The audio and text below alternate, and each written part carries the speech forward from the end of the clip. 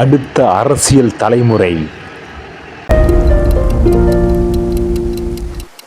14 வருஷமா பல போராட்டங்களையும் பல அவமானங்களையும் சந்திச்சு கட்டி காத்து கட்டுக்கோப்பா கொண்டு வந்த இந்த கட்சியே இப்போது ஈஸியா அறுவடை செய்ய போவது யாரு? தளபதி விஜய்.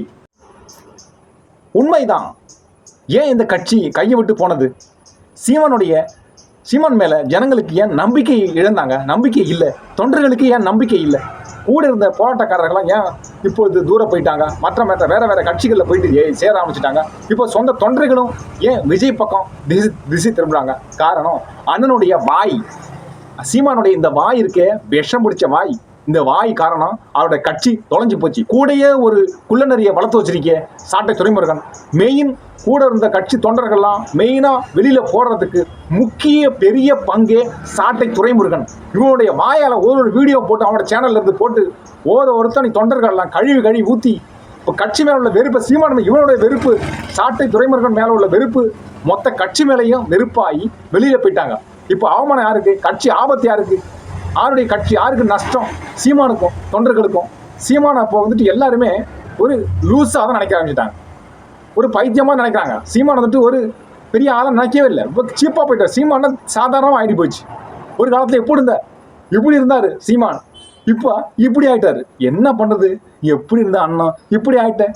பல மாதிரி வாயை போட்டு தேவையில்லாத விலையை கொடுத்து வாங்கி, வாயாலேயே விலை கொடுத்து வாங்கி ஒரு காரியங்களும் நீ மட்டும் பேசின பத்தாதா? கூட இருக்க தொண்டர்களுக்கும் அதையே கற்றுக் கொடுத்துட்ட. நாட்டாக்கா கட்சி இப்போ யாருக்குமே தெரியாமல் போச்சு. எல்லாம் தாவேக்கா சொல்கிறாங்க.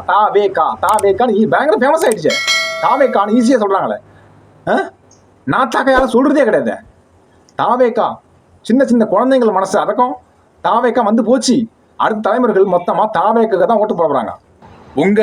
மொத்தமும் உங்கள் 8% 6% ஓட்டு தளபதி விஜய்க்கு தான் போகுது. நீங்கள் என்ன பண்ண போகிறீங்க?